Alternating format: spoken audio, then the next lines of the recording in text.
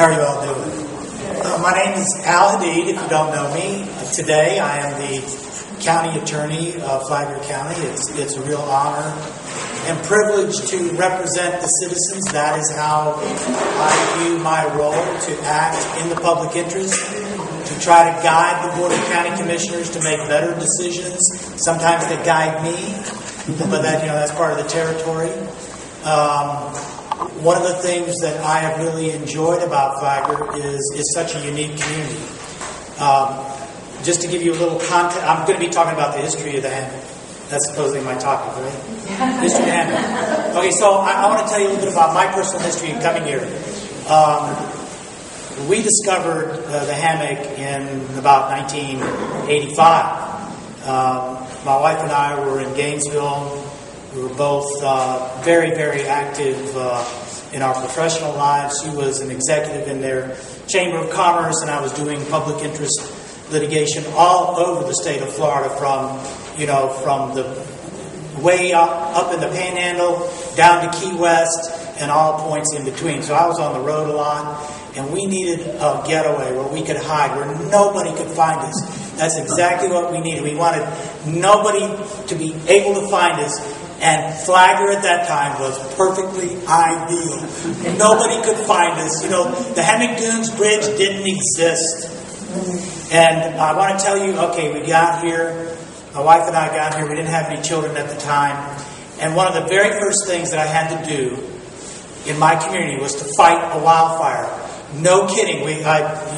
Some of you may not know where I live. I live on Ocean Vista, like literally straight over there, so very close to the ocean, but with that very large scrub park, Ocean Scrub Park in front of our house. Well, a couple of lightning bolts hit in there. This was during the 1985 wildfires. Where did we, what are we doing here? And so, my lovely wife, by the way, the beautiful Irish lass right there, that I don't want to embarrass you. So we're kind of freaking out. There's a fire out there. And the little fire engine truck, and this is back in the days, they were tiny little fire. I don't mean these big tankers. This little fire engine truck was running down Malacopter, and they had their hose. And it looked like this tiny little straw spraying out this water. We're looking at it, we're saying, what? What is this? And then we find out, I got to tell this funny story, because this really is part of the history of the Hammock in a way. Okay, the volunteer fire department was right next door. Y'all know that, right? Before it got its fancy digs up the road. Okay, they used to be there. We know the Hammock community, with the volunteer fire department there, the Hammock Community Center burned down. It's all kind of like that. We're a backwater. What can I say? So now there really is a lesson in this beside a funny story. So I'm thinking fire. What do you grow up thinking? Put out the fire. Isn't that what you think? Put out the friggin' fire. Of course, my wife is panicking, so we hook up all our hoses, and I don't remember if I had you do it or me do it. We were hosing down, and we had Cedar Shake. Cedar Shake. It's a very big house. Have you seen it? We're trying to water. Honey, you man the hose and water the roof, and I'll get out there. And I got out there, and I guess it was such a story. It was the first time I was in the newspaper of the News Tribune. Some reporter came out and took a picture of me fighting this wildfire. I had only been a resident for like 2 weeks. I was already doing civic service and didn't know it. Well, I'm out there fighting this wildfire. Now, today, let me tell you today. Today, I would never go out and fight that wildfire. You know why? Because that wildfire is absolutely essential to the biological health of that system. And I didn't know it. And now I do know it. Prescribed burns of these kinds of lands bring back so much diversity of life, not just in plant, but also in animal life. I want you to, if you have been to these parks, I want you to just think and summon up a true picture of what you have seen out there. What do you see? You see thick palmetto, soft palmetto. You can't even move through it. You know why? Because wildfire has been inhibited.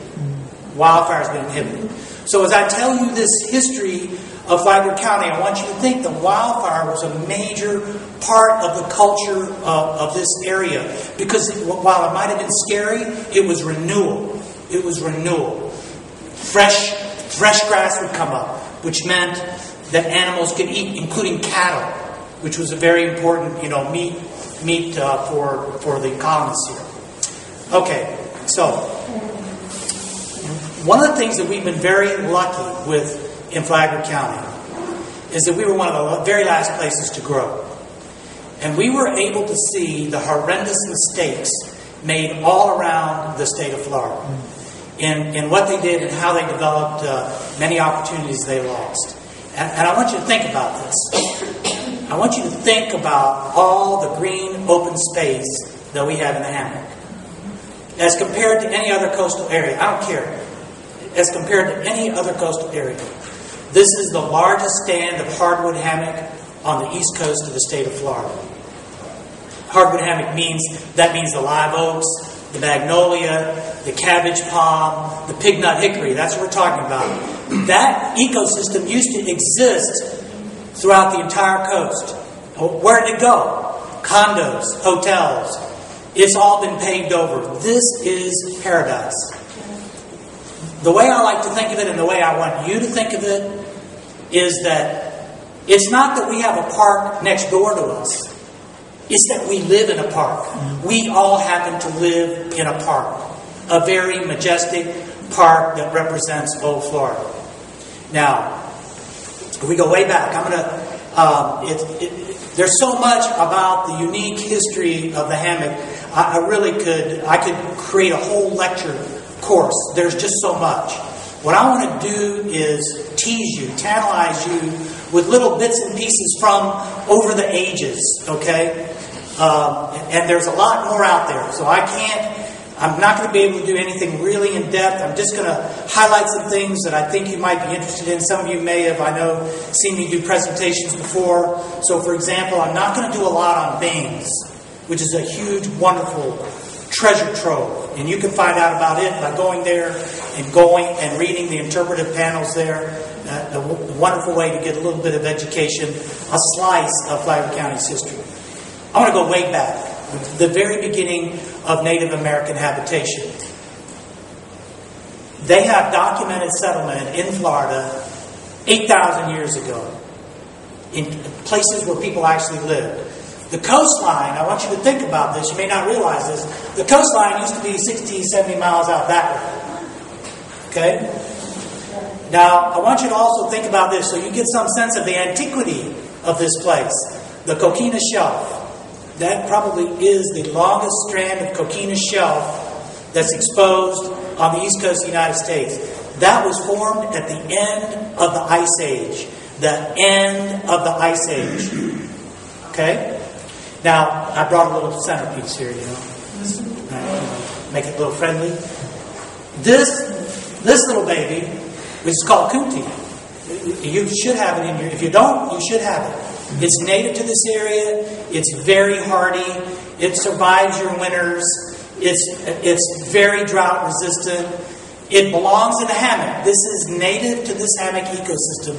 It's called the Kunti. This was around during the time of the dinosaurs. This plant. Now,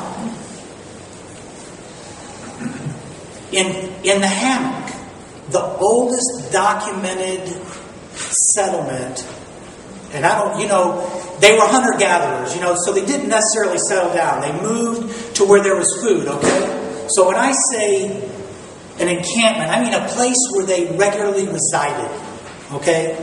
The oldest found in Flagler County is just up the road in a subdivision called Beach Haven. Do y'all know what Beach Haven is? It's just north of the Surf Club. It's just north of the wastewater plant for Matanzas Shores DR. Now, there was a huge struggle on the part of Scenic A1A. I was not the county attorney at the time. But a developer above that wanted to develop single-family homes. And because they needed a permit or whatever, we knew that was an area rich in Native American archaeology history. We wanted to have professional archaeologists go in there, so we got the state to make them hire a professional archaeologist. They found the site, they documented it. Now, I don't know how much of you know about archaeology, but Native Americans don't leave many traces. there because they don't build permanent structures of concrete and so forth. So what you normally hear about in Florida are middens. You hear middens. Middens are the trash piles of Native Americans where they discarded their shells and animal bones and whatnot. So this was an actual encampment. Archaeologists have a way they can find the post holes, the fires, and they were able to date this to 4,000 years ago. Now, the significance of this site was such that it was eligible for the National Register. The National Register of Historic Places. That's not a title that's freely handed out, as I'm sure all of you know. Well, unfortunately, there was a very strong-minded developer. He had his own way of how he wanted to build things.